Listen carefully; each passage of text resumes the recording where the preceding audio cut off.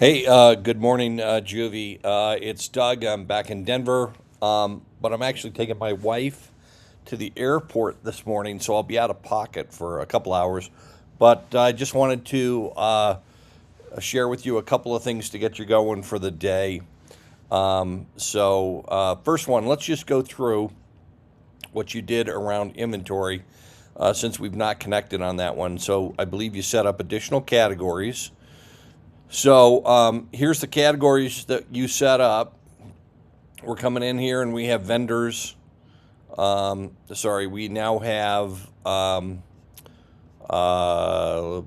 back here, prior page, we have the shoes that you did before. So those all look great. Then we did belts. I would actually change this to plural, belts, not belt. So I'd probably go in here and say it's belt. And same here, it's women's belts. And ladies' belts. That would probably be my only input there. Is we probably want to use, be consistent in syntax. Is it's plural as belts. And socks you did. And here you did socks. So you did plural there, and you can see you have it all set up 130 and then 130A, 130B, 130C. So that looks great. If I go in here into inventory, and I'm going to go for an item search, and I'm going to go under the category of socks. Let's just check out socks here. And I can see search, and I can see there's all the socks that you added. Looks like one here, we're missing a SKU, but overall, and we made these SKUs up, of course, as we talked about. If I come in here, I can see that you get the pictures, you got color and size. So this is a 2-item matrix. You got all your pricing set up, your vendor cost set up, tags, vendor, everything. So, vendor matches manufacturer, manufacturer SKU, matches vendor ID. You got your pricing all set up. If I go into a matrix, and you can see you got, 1, 2, 3 here in this matrix. We don't need to set them all up as we talked about, since we're just, these are just to learn how matrices work, etc. I will show you a feature when you do this reset all items to default. So let's say you can see here the pricing is 38, 38, 38, 38, 38, 38. Instead of changing all those, if I said the price is actually 42, 42, and 42, and then I actually want to add the tag of stock, right? If I set items to default, it will change all this to reset it to default. So I'm going to do that, and you can see it changed all of them down here. Let's see, reset. There we go. So you can see it's now 42, and now the tag is called stock. And you want to be really careful ever using this reset item to default. We'll talk about it later on. But if you have multiple prices or different tags that you're using, because you might not use tags universally. Maybe you only stock large size and medium size, and we don't stock extra large. And so you just got to be careful using this item set to default, because it changes everything. And so if you didn't mean to change everything, don't use it. I am going to go in here really quick because I just did notice this. You have in here, if I go to tags, you added a new tag called, going out here, you added a new tag called stocks, not stock. And so I'm going to go ahead and merge them, because I'm going to come in here and say we don't need both of those. And here is one called stocks. So I'm going to merge those because we want to kind of keep this clean, and probably what you did is typed it in, or somebody else typed it in, and we made it plural. So here we're just going to say stock is the tag we're going to use. I'll walk you through some of these other tags later on in the future. Okay, so now here's a lesson for today, and there's actual work that's wrapped around this. The easiest way, and so not for a matrix, but I'm going to show you that too. But if I'm going to make a new SKU, the easiest thing to do is to find a like SKU and then just copy it or duplicate it. So I'm going to come in here and I'm going to pick a Citizen watch. And I'm just going to say, here's where do we go? Citizen.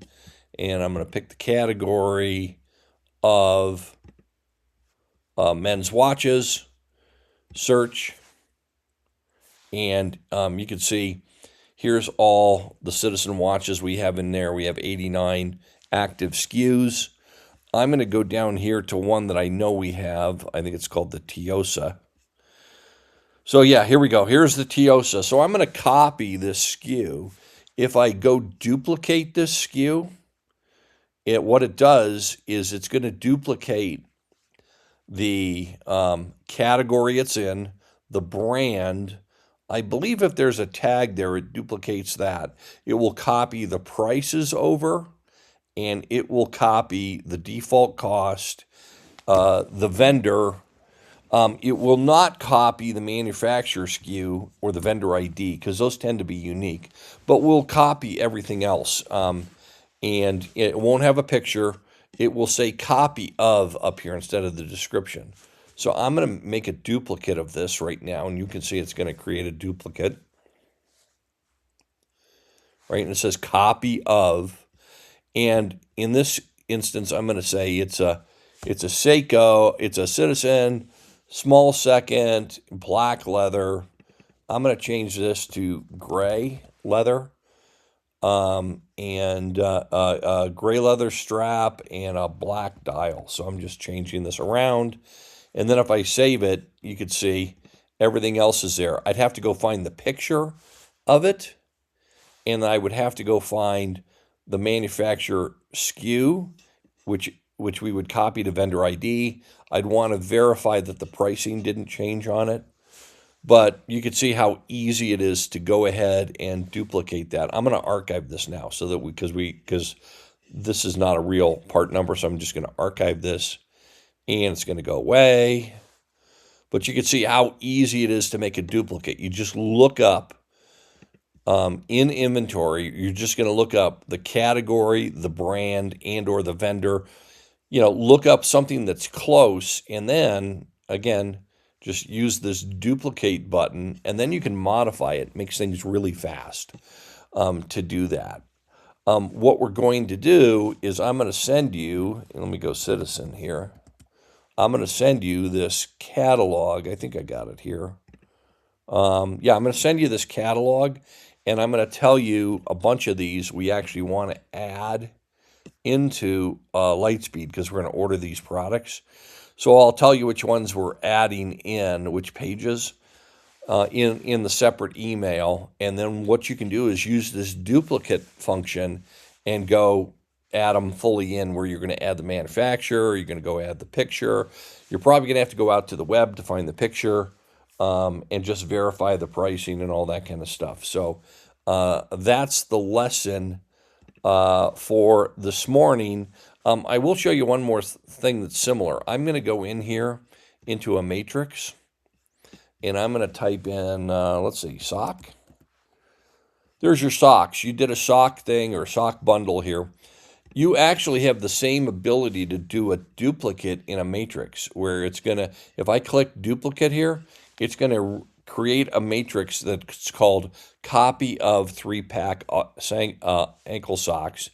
And similarly, all the setup will be here. It will have the right category. It will have the right brand. It will have the right vendor.